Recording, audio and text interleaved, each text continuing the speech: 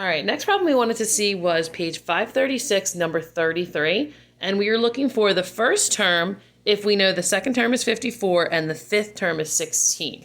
All right, so first of all, I don't know the first term. So I'm thinking I'm probably going to be using this formula. A sub n equals a sub k times r to the power of n minus k, which means I need to assign these and decide who's n and who's k. I like to make n my larger subscript, so I'm going to go ahead and make my n a 5, and then this would turn into a sub n, since this 5 is an n, is 16. All right, so here's some important information. N is 5, a sub n is 16, which would mean that this 2 would be k. So k would equal 2, so a sub k will equal 54. More important information. All right, now if I plug in all this information into this formula, the only thing I'll be left with to find is r. So I'll be able to find my common ratio, which will really help me in this problem. So let's go ahead and do that. So a sub n is 16. There we go. A sub k is 54. There we go. R I don't know. N was 5 minus k, which is 2. All right, so that's 16 equals 54 times r to the power of 5 minus 2, or 3. All right, I need to get r alone here, so let's go ahead and divide by this 54. All right, so now I have r cubed equals 16 over 54. Why don't we go ahead and simplify this? Let's divide both of those by 2. So that will be 8 over 27. All right, how do I get rid of r to the third power? To get rid of a cubed, I cube root the entire problem. The cube root of 8 means what? Times itself equals 8. So that's 2, because 2 times 2 times 2 is 8. What times itself times itself? 3 times is 27. That would be a 3. 3 times 3 times 3. If you're unsure of that, on your calculator, there is a way to type in the cube root of a number. You could go to your math catalog, and you could scroll down where it says cube root, it's number 4.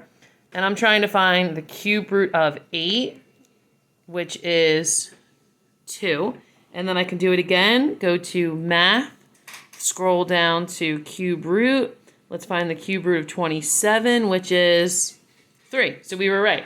Let's see if we can do the whole thing at once.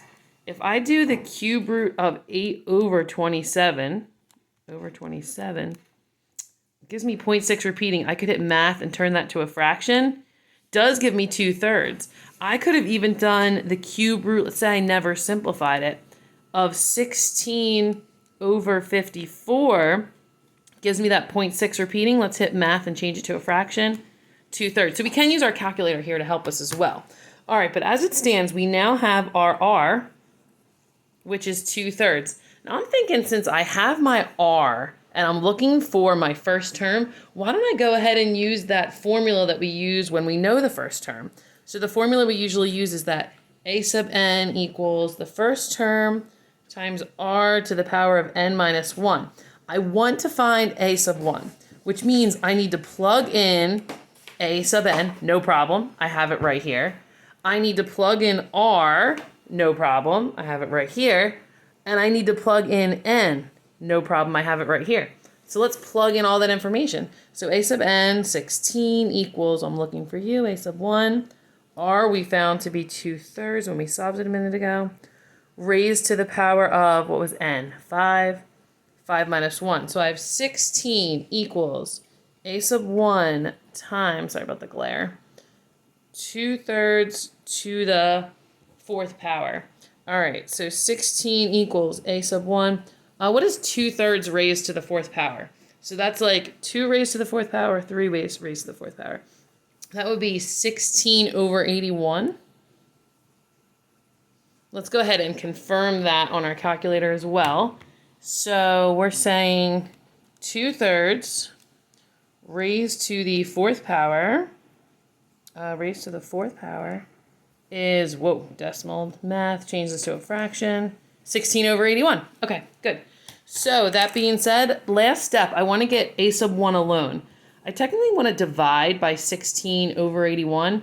I'm going to do that by multiplying by the reciprocal of 81 over 16.